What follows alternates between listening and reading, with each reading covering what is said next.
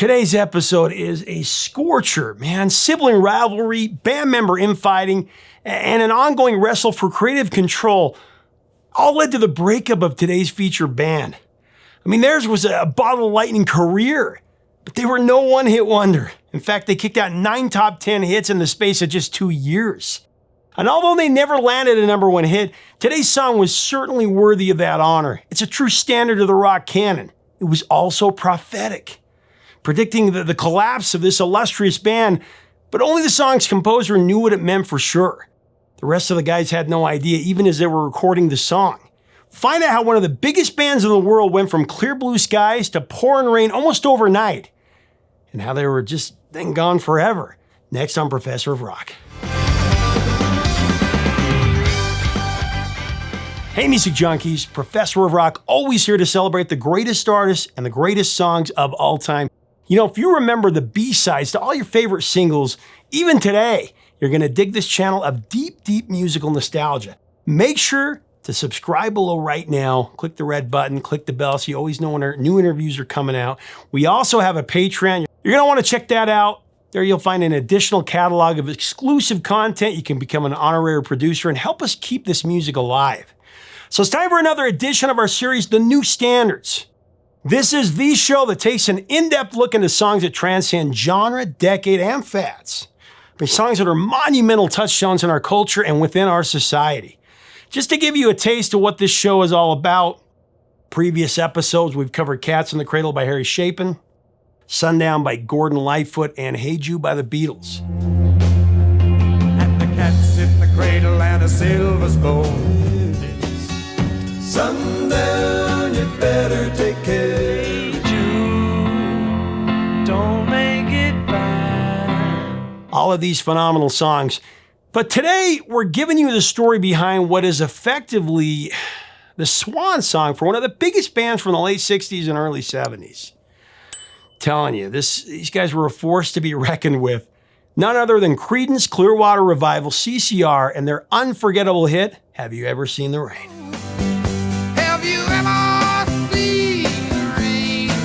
You know, during Creedence Clearwater Revival's 1968 and 1972 run, they notched 14 top 40 singles in the US and released 7 albums, all of which would ultimately certify gold or platinum. I mean, in 1969 alone, CCR dropped 3 legendary records, Bayou Country, Green River, and Willie and the Poor Boys. A record pace that no one has really equaled since. Just amazing.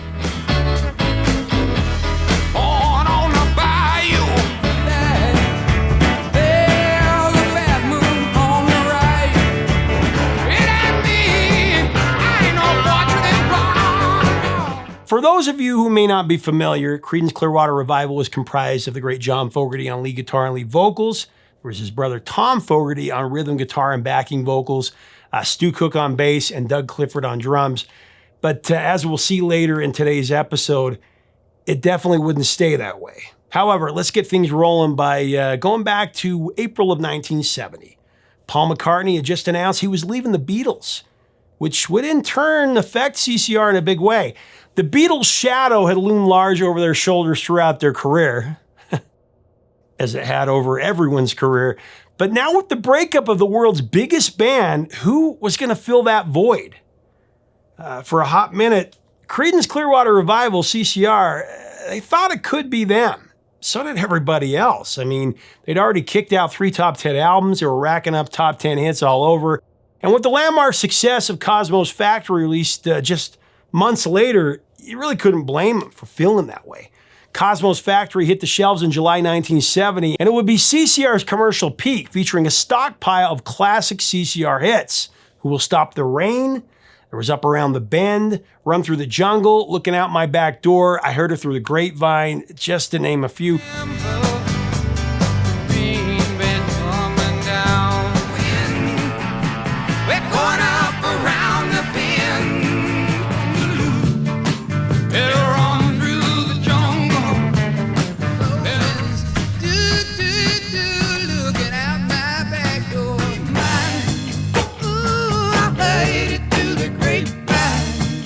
Cosmo's Factory would go on to sell over 4 million copies in the US, and that's back in the day when records didn't sell by the tens of millions. But you know what? There was discontent within the band over how they were perceived by the rock press. They bristled at the suggestion that they were merely a top 40 act. In response to this, Fogerty would say, "I want John, Tom, Stu, and Doug to roll off people's tongues like John, Paul, George, and Ringo." Now, as CCR returned to Wally Heider's San Francisco studio in 1970 to record their 6th studio album, which was to be called Pendulum, John Fogerty knew that the clock was ticking. Not only to fill the post-Beatles vacuum, but also because there was turmoil brewing within the band, particularly between himself and his brother Tom. By everyone's account except for John, the problem came down to the iron grip that the frontman held over the band. He wrote, he sang, and he arranged and produced practically all the songs on his own, often staying in studio after the others left to clean things up and add overdubs. As a result, the rest of the group felt more like session players than bandmates. Resentment was breeding for sure. A couple days before the sessions for the new album started, Tom, Doug, and Stu, they voiced their frustrations in a band meeting. They told John that they wanted a bigger role. Now, reluctantly, Fogerty, he agreed, but he had a caveat. Just one more album, then things would change. Now, in the meantime, John doubled down, asserting even more control over Pendulum. He wrote every song, took all the leads, and most of the solos. You couldn't really blame him. The album, it would take a month to finish, which by Creedence standards, that was nearly an eternity. Pendulum set to ship 1 million copies on the day of its release. Creedence invited rock journalists from across the country to Berkeley for a listening party. Several hundred riders were flown in and wined and dined. They all watched a Creedence TV special and attended a short performance by the band. But the schmoozing, it didn't have the desired effect. Most of the resulting articles largely mocked the group, if you can imagine that. I mean, Pendulum was supposed to be a key step in CCR's hip creative evolution. But looking back, they all agreed it was the beginning of the end. Pendulum was released in December of 1970. And this time, singles were scarce. The double A side of Have You Ever Seen the Rain and Hey Tonight dropped in early 1971, about a month after Pendulum reached the shelves.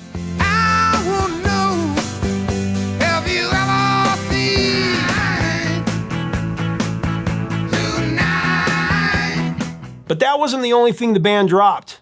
Tom, he'd had enough. He announced he was quitting the band in early 1971. At the time, Tom claimed he was leaving to spend more time with his family, but with the release of not one, but 2 solo albums the following year, it was clear that creative differences also played into his decision.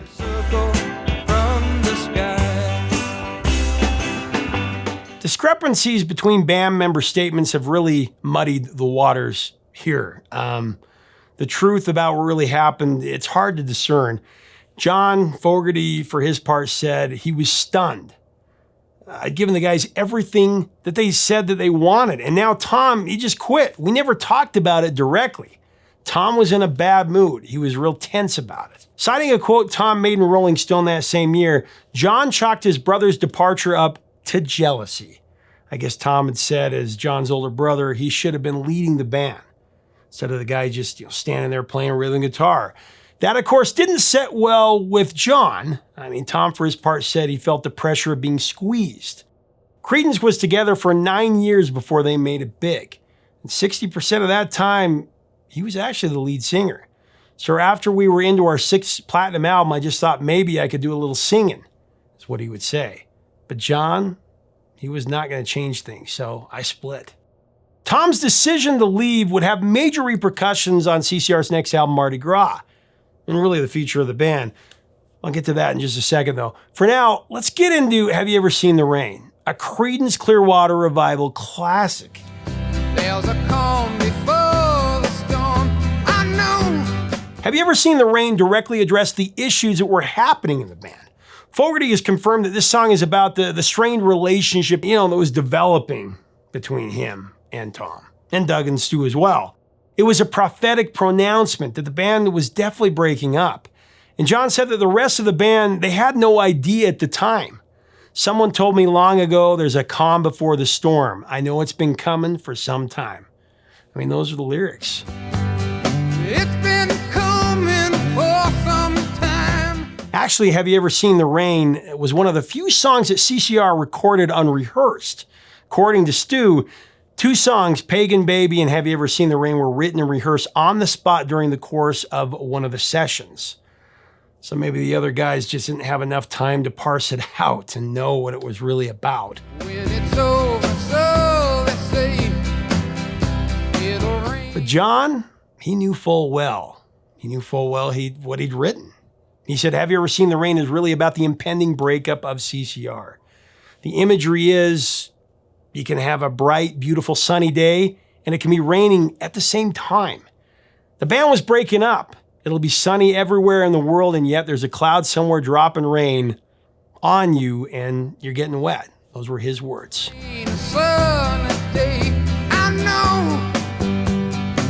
Looking at all of the band's success, everything should have been blue skies. They should have been happy. I mean, Cosmos Factory was a highly successful album. It left a permanent mark on music history, all their music. There was just so much to celebrate, and yet all the band could talk about was the negative stuff. And in the process, they created this huge, dark rain cloud. John referred to the situation as snatching defeat from the jaws of victory. Great way to put it. He felt like he was watching the band disintegrate right before his very eyes. At the time CCR recorded the song, there was a guy hanging around the studio named John Hollowell. He was actually writing a book about the band called Inside Creedence. Now, John said the book was far from great, but because he was around so much, Hollowell could see the discontent within the band right then and there. And when he heard them play Have You Ever Seen the Rain, he actually cried. He knew exactly what the song meant because he was right there. He knew that CCR, they were effectively done, or would be soon. Looking at the frontman for confirmation, Hollowell asked John if it was true. What was there to say? CCR's days were numbered. And before the band even knew it, it was all right there in the song. I mean, it's just amazing. Such truth in their music. There always was. Shining down like water. Have You Ever Seen the Rain was the swan song single of CCR's career as a quartet. Went to number 8 on the Hot 100 and number 3 on the Cashbox chart. Internationally, it reached number 36 in the UK and number 14 in Japan. But in a number of other countries, it was a top 10 smash. It was number 10 in Argentina, number 9 in the Netherlands, number 8 in Brazil and Sweden, number 6 in Belgium, Austria, and Australia, number 5 in Singapore, number 4 in New Zealand and Norway, and number 1 in Malaysia, Canada, and South Africa. It took the world by storm. Coming down the day. In terms of pop culture, Have You Ever Seen the Rain has appeared in several movies and TV shows, as you can imagine, particularly in the new millennium. The list includes The Longest Yard, Stargate, SG-1,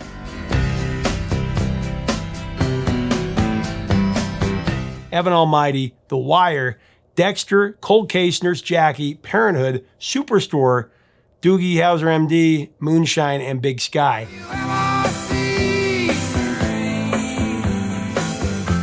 Have You Ever Seen the Rain has also been covered by quite a few artists. There's R.E.M.,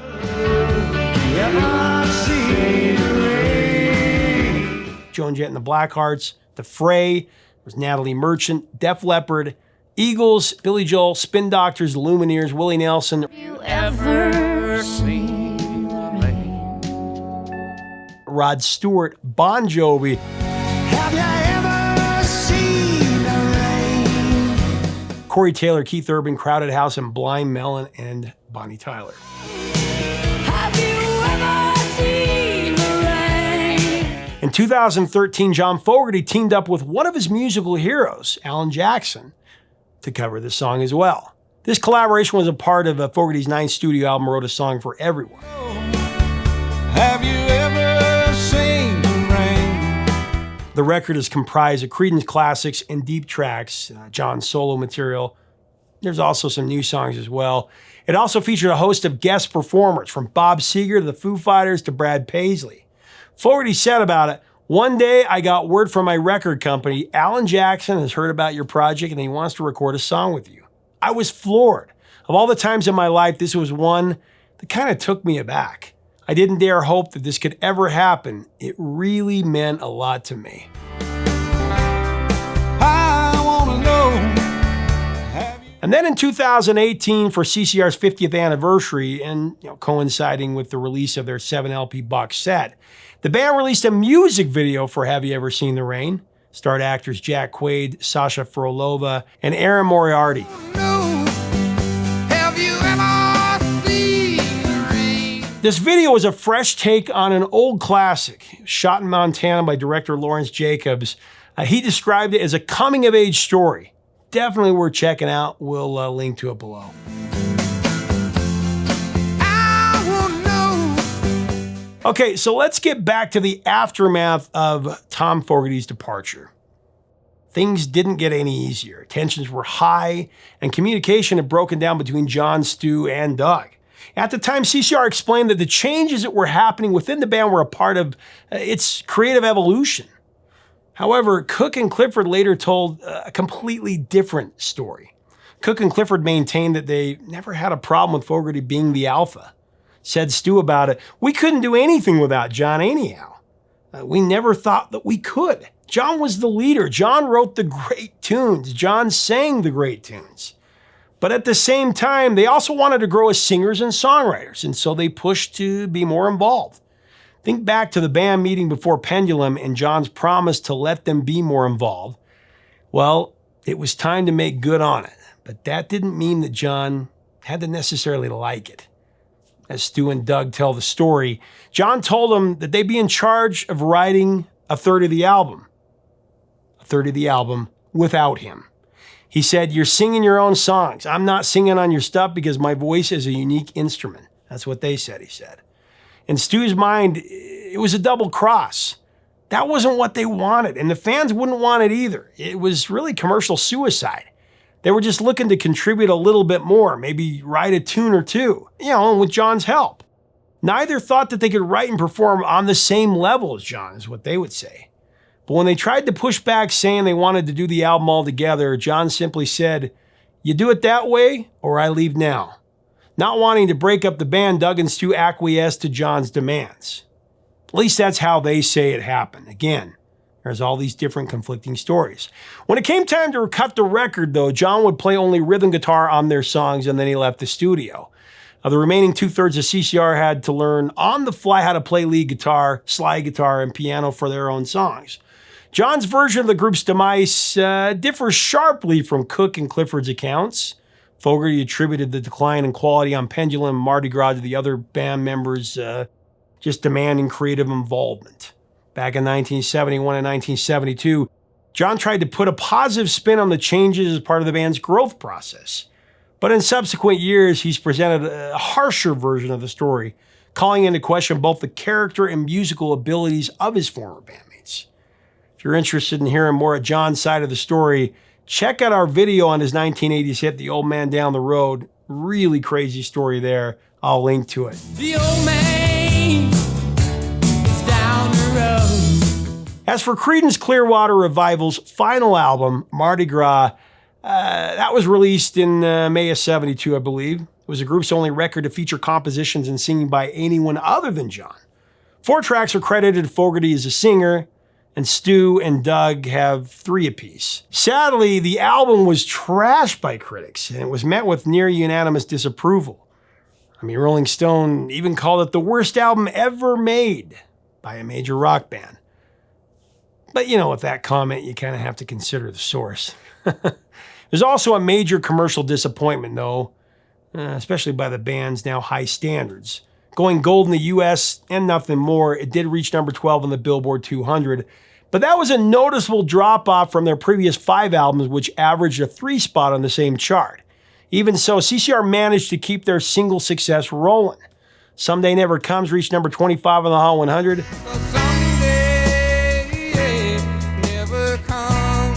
And Sweet Hitchhiker climbed to number 6 and also number 5 on the Cashbox chart.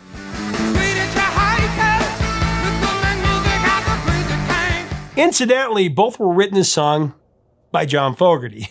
But in sum total, Mardi Gras was underwhelming. And it was the last straw. Tension within the band hit its breaking point, and on October 16th, 1972, CCR spokesman Jake Rohrer announced that the band was effectively done. He said, "This is not a happy day. Ever since Tom split, the rumors persisted that Creedence had split up. We just quit pushing after 70. All through 69 and 70, we were building and pushing awfully hard with the recording, the tours, At the end of 70, we were the biggest group in the world without question.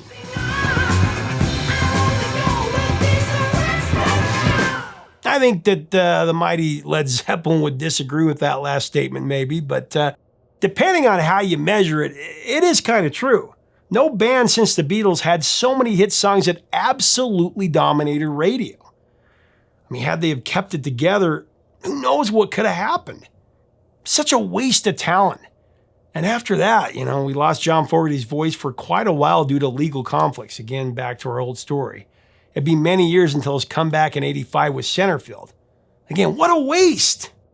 I mean, for a while, it was all blue skies for Creedence Clearwater Revival. They had a bright and sunny day, but now there were rain clouds in the sky. Kind of works with the song.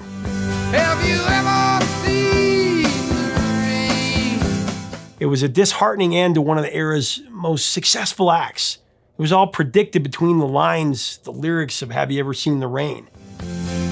Coming down sunny day. This song is still such a force. It reminds me of my dad's 8-track stereo that he played while we worked out in his shop.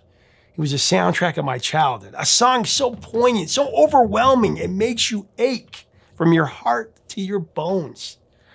Tell you, they just don't make them like they used to.